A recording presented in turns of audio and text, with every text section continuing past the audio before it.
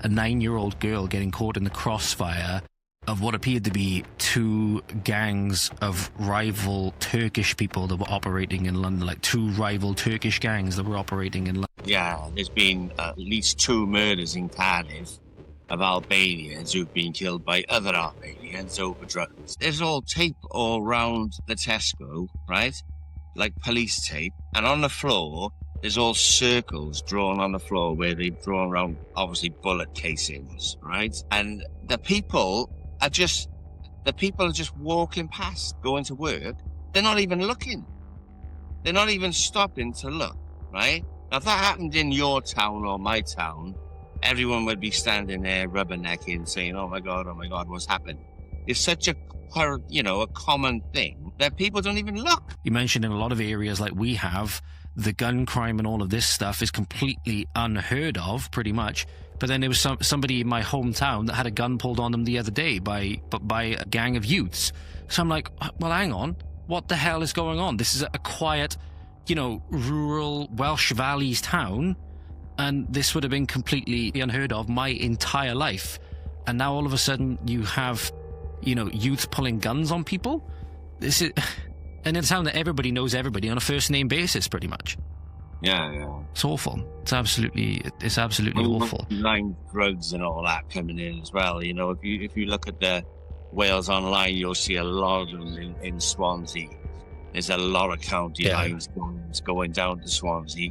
They're always from London, always black, right? And while they're down there, they can't just go there and quietly sell drugs. They have to start shooting people and stabbing people. And it seems like you get this weird imported gang warfare. It's like I covered a good few episodes ago. It was a tragic case of a 9-year-old girl getting caught in the crossfire of what appeared to be two gangs of rival Turkish people that were operating in London, like two rival Turkish gangs that were operating in London. I'm like, why do we have rival groups of Turkish gangs operating in London? Why do we have that? I think they were called Cardiff of Albanians killing each other in the drug trade. Yeah, there's been at least 2 murders in Cardiff of Albanians who've been killed by other Albanians over drugs. And in the one case, I think it was in Splot, they had a weed house where they grow the weed, and the one Albanian, he came down from London to rob it, and they had some hidden cameras set up. They realised it was being robbed. They went round and got it, and they were done for that. And then there was another one. I think they beat him to death in an alleyway or something. But that's 2 murders. You wouldn't even know about them. If it's a little story in the Wales Online. These things don't get big. In Cardiff, not in whatever city in Albania itself, where you might have these criminal gangs operating versus each other, in Cardiff. And that's what gets me as well, is that a lot of people, I try talking about them in the way that things are going to pan out unless we do something. At the very least, unless we're willing to talk about it openly and honestly and understand the trajectory where this is going.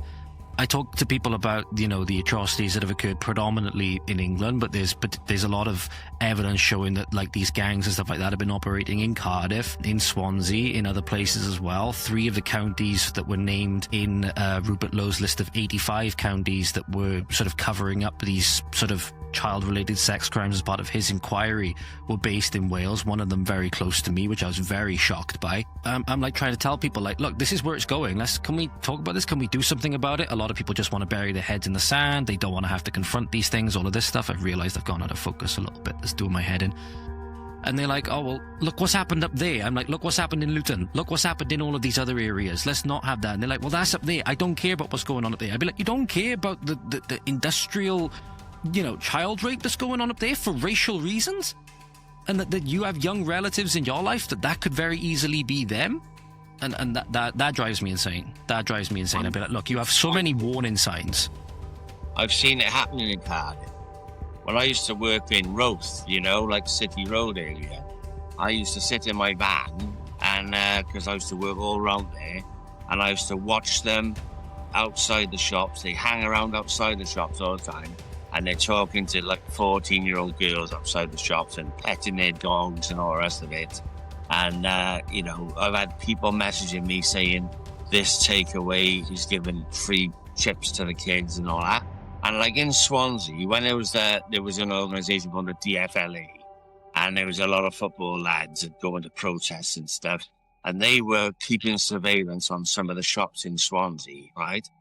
And they gave a load of evidence to the police, and eventually the police basically told them to stop doing it.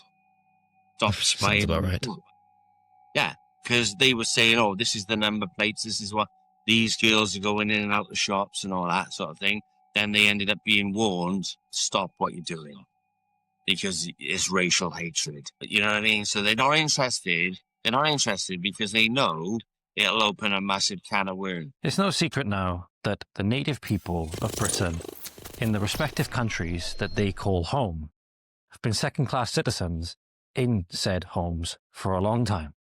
The myriad of external threats that we face, in many instances, have outright taken over, ethnically cleansed, and colonized many of our towns and cities. But who have been the chief villains and chief architects of this story? Who is ultimately to blame for every town or city that has been taken over and colonized? Who is ultimately to blame for every case of religiously motivated paedophilic gang rape? Well, that lies solely at the feet, ladies and gentlemen, of our own governments.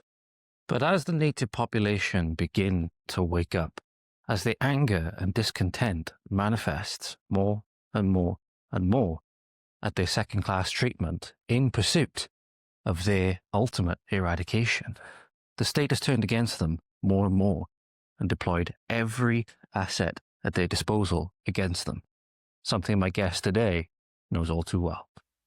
My guest today, ladies and gentlemen, is Mr. Joe Marsh, a long-standing voice and figure in British and Welsh nationalist politics, having been involved in EDL, BNP, and Patriotic Alternative, to name a few of Britain's nationalist initiative. You know, I started out, I joined the BMP years ago when I was like in my 20s. One of the first people when they set up the EDL. I've been with Patriotic Alternative as well. A lot of people know me in South Wales because I'm probably the most well-known far-right activist in South Wales, you know?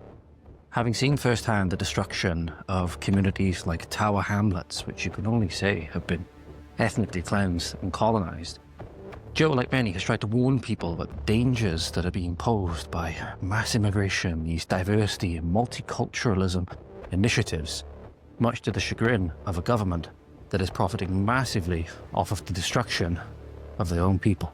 I went to work on Canary Wharf when they were building that, and I saw the state of Tower Hamlets and London is horrific. I saw a lot of crime while I was up there, you know? In some of these areas, it was all the graffiti was foreign, and it was just horrific. Rival groups of foreign gangs warring on Britain's soil for territory and the ever-lucrative drug trade that often result in innocent people and children getting caught in the crossfire. Not to mention, in many areas, how normalized these crimes have become. A 9-year-old girl getting caught in the crossfire of what appeared to be two gangs of rival Turkish people that were operating in London, like two rival Turkish gangs that were operating in London. Albanians killing each other in the drug trade. So really? Yeah, there's been at least 2 murders in Cardiff of Albanians who've been killed by other Albanians over drugs. I walked down there one night and there's all these takeaways. And I went down to Tesco, went back, went down in the morning. There's all tape all around the Tesco, right?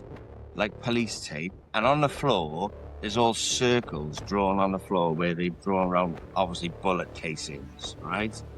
The hypocrisy, the seeming endless stream of left-wingers and liberals that are the first and loudest to champion the supposed success, utopia, that this multicultural paradise of Britain is, when in reality they live in some of the least diverse and most ethnically homogenous areas of the country.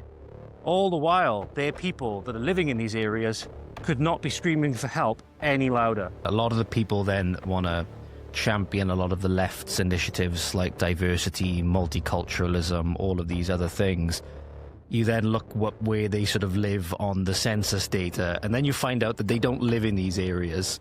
They don't live in they live in areas that are very predominantly ethnically homogenous. Maybe they go down to the local corner shop and he's a lovely bloke and he gives them, you know, a bit of discount and this and that. And that's their experience of multiculturalism. And they think because of that, whole cities and areas need to be swamped. How the police will do everything that they can to sow discord and create friction in your family to stifle your political activism. All the while, no crimes have been committed.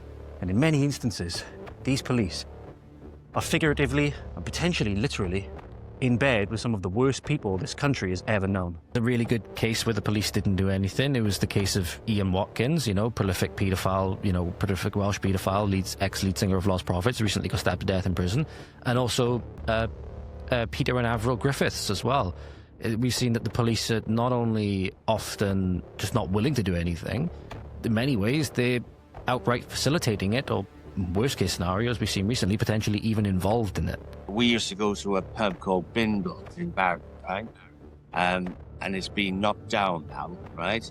But they were over there all the time. And one night, me and my mates, they invited us to a party on a boat. I got raided for the incite and racial hatred when I said that they should be searched before going on trains with rucksacks. My children were small then, they had their laptops together.